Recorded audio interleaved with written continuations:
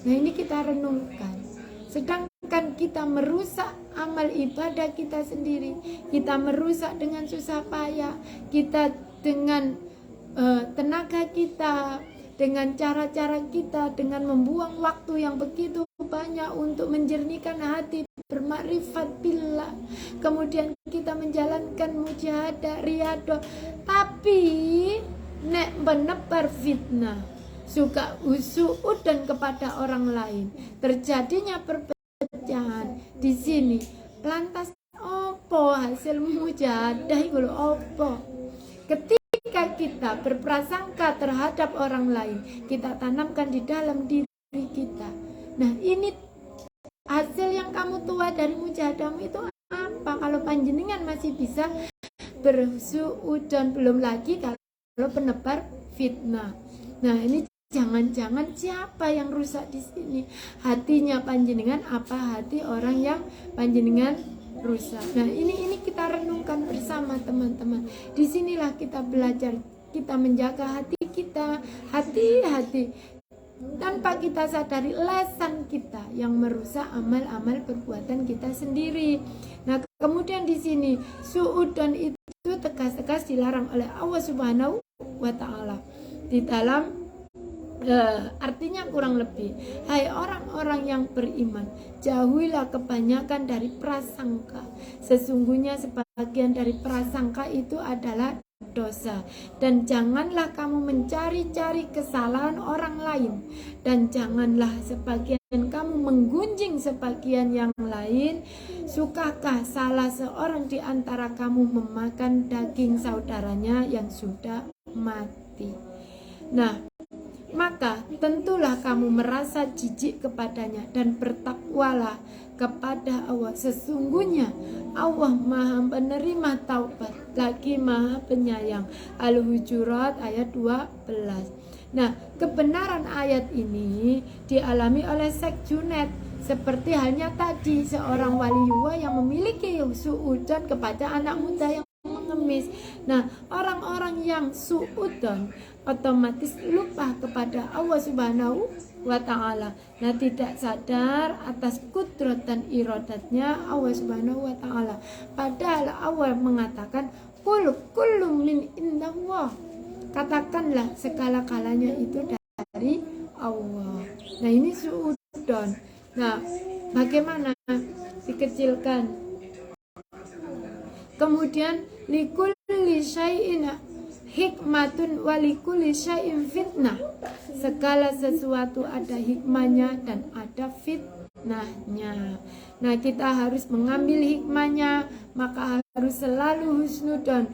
Jika kedahuluan suudzon, kita tidak bisa mengambil hikmahnya. Yang muncul adalah fitnah dan mafsadahnya.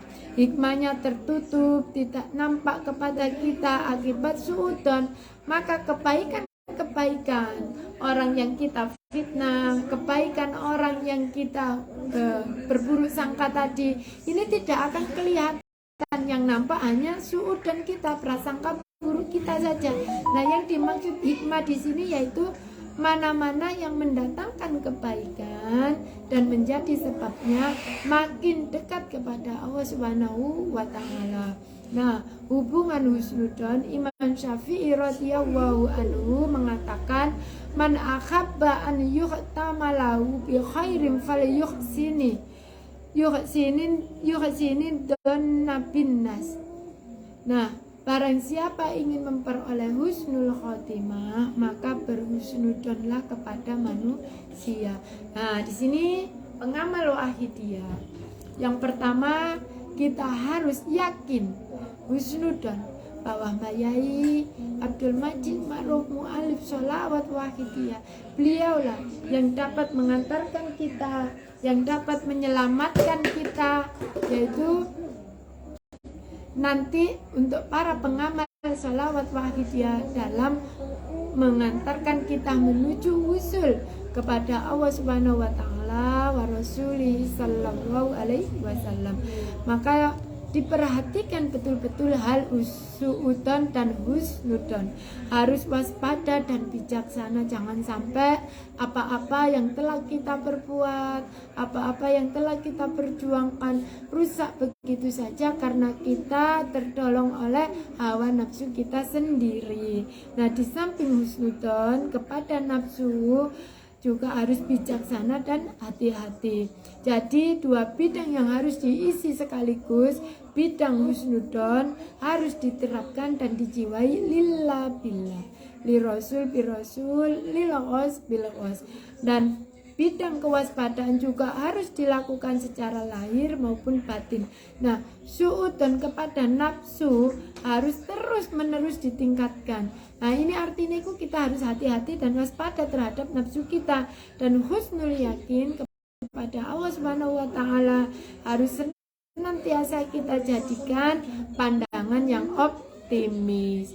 Nah, ketika kita diuji oleh Allah Subhanahu wa taala dengan ujian yang berbagai macam-macam kita hadapi, husnudzon kepada Allah dan yakin kepada Allah. Jangan-jangan ini bentuk ujian dari Allah, bentuk karena kasih sayangnya Gusti Allah. Bisa jadi hikmahnya adalah nanti kita dijadikan hamba Allah yang lebih sabar, kemudian dijadikan hamba Allah yang bisa bersyukur dalam segala keadaan. Kemudian bisa jadi kita lebih didekatkan kepada Allah Subhanahu wa taala wa Rasuli sallallahu alaihi wasallam wa ghausi hadzal zaman. Dan yang terakhir, bisa jadi ini adalah jalan Allah meningkatkan keimanan kita. Bisa jadi